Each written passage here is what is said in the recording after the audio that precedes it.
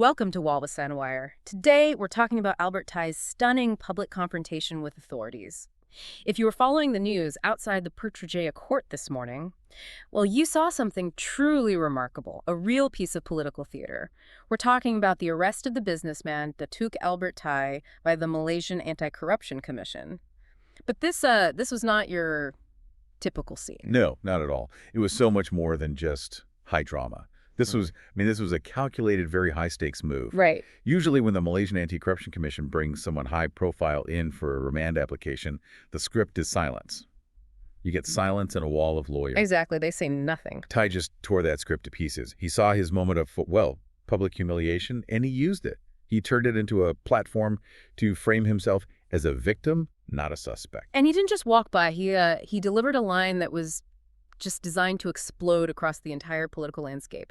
He shouted it. Yes, he did. His exact words were, "This is the consequence of me unmasking the apex, the highest leadership." And that one phrase, unmasking the apex, just instantly changes everything. It elevates the whole situation. It's no longer a routine, financial probe. It becomes political immediately. It forces everyone watching, the public, the media, to see everything that happens next, the arrest, the orange vest, all of it, through a lens of political retaliation. And when you challenge the apex, you're not talking about small-time stuff. No, you're implying that corruption is systemic, that it comes from the very, very top. This isn't about petty graft. This is about the integrity of the whole system of governance. Okay, so let's break this down. We have the allegation he's making, right? Massive corruption. And then we have the visual he's using to prove his claim of persecution. The orange vest. The signature orange attire of the Malaysian Anti-Corruption Commission. And that's such a powerful symbol. It is a very powerful and very double-edged symbol.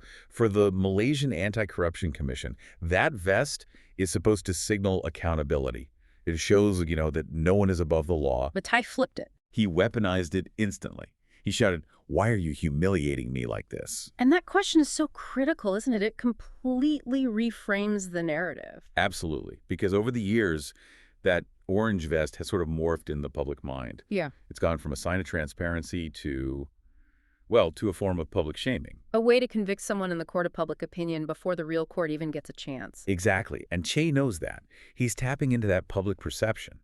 So by asking that question, he's trying to transform himself from a suspect in an orange vest into a whistleblower being punished for speaking out. So the focus shifts. It's not about what he might have done. It's about why they are parading him around like this. Precisely.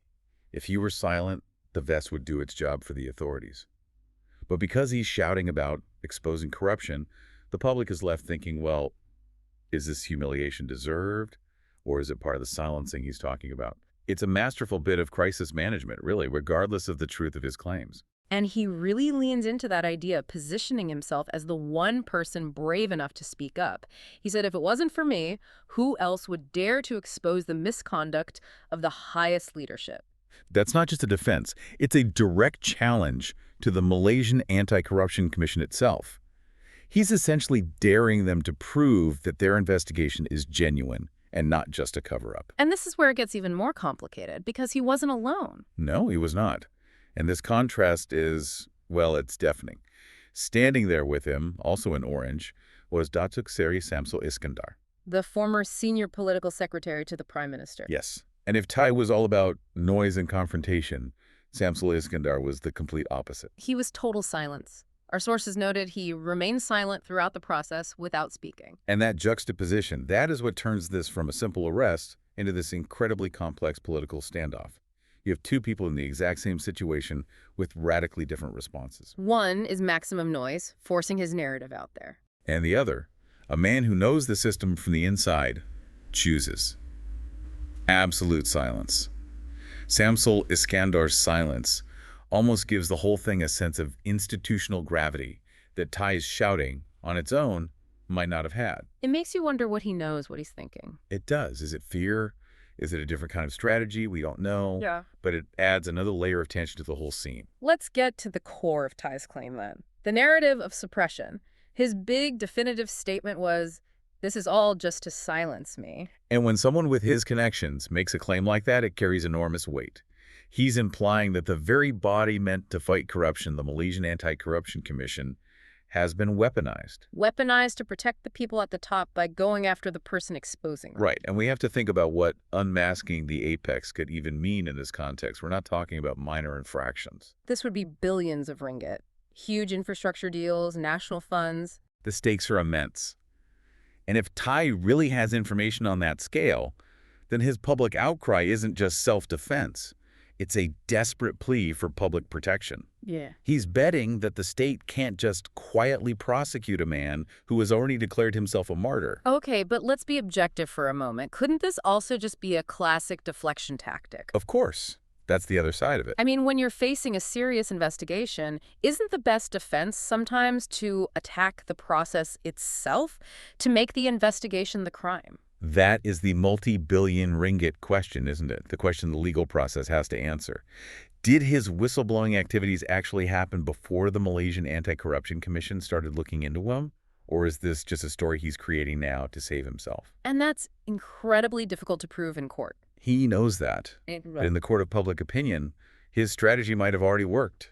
He's made sure that every move the Malaysian Anti-Corruption Commission makes from now on will be viewed with suspicion. If they ask for a long remand. It's to shut him up. If they can't produce a mountain of evidence. It's because the whole thing was politically motivated. He's put them in a terrible position. The pressure on the Malaysian Anti-Corruption Commission must be just tremendous right now. I mean, anytime they target high-ranking people, their own credibility is on the line. Absolutely. And with a former senior political secretary involved, plus Tay's very loud accusations, they have to be flawless. They cannot make a single mistake in how they present their evidence. The whole world is watching this. It's not just local politics anymore, is it? Not at all. A claim like unmasking the apex affects international investor confidence. If the perception is that the country's anti-corruption body is just a tool for political fights, that damages the entire economy. So how does the commission even respond? I mean, what if they stopped using the orange vest tomorrow because of this complaint? They'd be validating his claim, wouldn't they? They'd be admitting it's a tool of humiliation. So they're trapped. If they keep using it, they're playing into his narrative of being a cruel oppressor. Institutional procedure says they use the uniform, but Tai has so cleverly turned that procedure into a piece of evidence against them. It really highlights this bigger public debate we're having about transparency versus punishment in our justice system. So to sum it all up, the core tension from this morning is this. Datuk Albert Tai alleges massive misconduct at the highest level. He gets arrested, and he immediately flips the script, claims it's all a plot to silence him, and uses the shame of the orange uniform as proof that he's a victim. And all of this is happening right next to Samsul Iskandar, who represents the polar opposite response. Strategic, institutional silence. The public is left trying to figure out which narrative to believe, the loud whistleblower or the quiet insider. It leaves us with a question for everyone watching this unfold. What do you make of Albert Tai's decision to be so forceful, to shout like that, knowing the huge risks of challenging the establishment so publicly? Is this a genuine act of defiance? Or is it a calculated PR move from a man trying to protect himself? And that really is the most compelling question, I think. Tai has forced the hand of the Malaysian Anti-Corruption Commission. He has staked his freedom on being this whistleblower. What happens next? What evidence can the commission possibly present that's strong enough to overcome this narrative of political persecution he's created? The legal drama that's about to unfold will tell us everything. It will tell us whether those words shouted outside the court were prophecy or just defiant theater. Remember to like and subscribe for more videos like this. We appreciate you joining us for this crucial update on this major political event.